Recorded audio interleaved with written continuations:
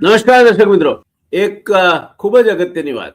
ગઈકાલે special intensive revision sir ની જાહેરાત થઈ. એનો એક જ મુદ્દો કહીએ તો 40 લાખ કરતા વધારે કુલ 73.73 લાખ મતદારો કમી કરવામાં આવ્યા છે. એમાંથી 40 લાખ કરતા વધારે મતદારો કાયમી સ્થળાંતરિત બતાવવામાં આવ્યા છે. હવે જો બિહારમાંથી ગુજરાતમાં આવે, ઝારખંડમાંથી ગુજરાતમાં આવે, ઉત્તર પ્રદેશમાંથી ગુજરાતમાં આવે, આંધ્રપ્રદેશમાંથી ગુજરાતમાં આવે, સુરતમાં આટલા 5-7 લાખ મજૂરો તો આ બહારના રાજ્યોમાંથી આવે છે, એવા બીજા અન્ય પ્રદેશોમાં પણ આવતા હશે. તો આને બાદ કરતા 40 લાખ લોકો ગુજરાત છોડી ગયા, માની શકાય?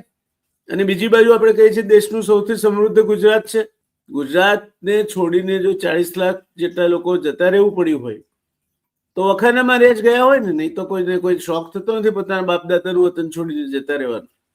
એટલે આ સરમાં ભયંકર ગોટાળા છે એવું પ્રાથમિક દ્રષ્ટિએ દેખાય છે અમારી મર્યાદિત સમજ મુજબ.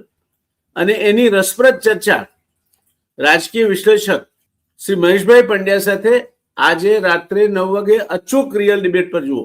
એક જાગૃત નાગરિક તરીકે તમારી ફરજ છે કે લોકશાહીની આ અત્યંત અગત્યની પ્રક્રિયામાં તમે તમારો પોતાનો અભિપ્રાય ધરાવો એટલું જ નહીં, પણ એ અભિપ્રાય સ્વીકારાય તે માટે પણ કાર્યરત બનવું જોઈએ.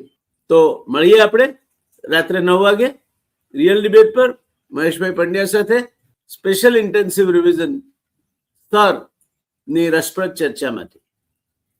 મળીએ.